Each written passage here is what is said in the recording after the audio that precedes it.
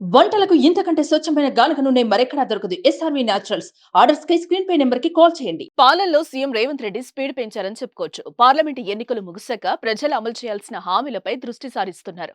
ప్రధానంగా రుణమాఫీ హామీ ప్రతిష్టాత్మకంగా తీసుకుని దాన్ని ఆగస్టు 15 లోగా అమలు చేసేందుకు కసరత్తు చేస్తున్నారు.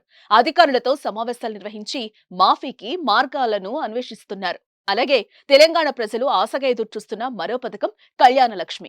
ఈ పథకం కింద నిరుపేద యువతల కోసం వివాహాల కోసం ₹1,00,000 ఆర్థిక సాయంతో పాటు తులం బంగారంగా ఇస్తామని కాంగ్రెస్ హామీ ఇచ్చింది.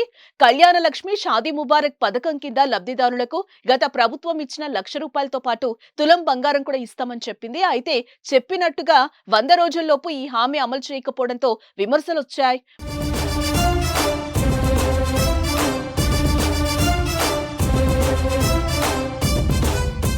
మొన్నటి లోక్సభ ఎన్నికల ప్రచారంలోనూ కాంగ్రెస్ బీజేపీ పార్టీ నేతలు ఈ పథకాన్ని అమలు చేయట్లేదంటూ తీవ్రస్థాయిలో ప్రభుత్వాన్ని టార్గెట్ చేశాయి.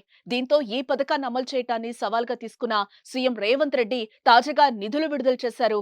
కళ్యాణ లక్ష్మి పథకాన్ని అమలు చేసేందుకు 2024-25 ఆర్థిక సంవత్సరానికి 725 కోట్లకు ప్రభుత్వం అప్రూవల్ ఇచ్చింది. ఈ మేరకు ప్రిన్సిపల్ సెక్రటరీ బుర్రా వెంకటేశం శనివారం ఉత్తర్వులు కూడా విడుదల చేశారు.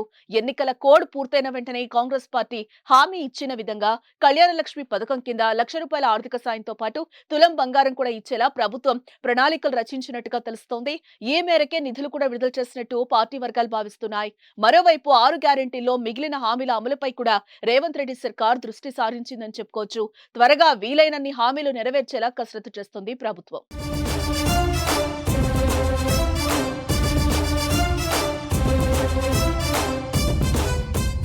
సుమన్ టీవీలో మీ పర్సనల్ అండ్ బిజినెస్ ప్రమోషన్స్ కోసం కింది నెంబర్కి కాంటాక్ట్ చేయండి.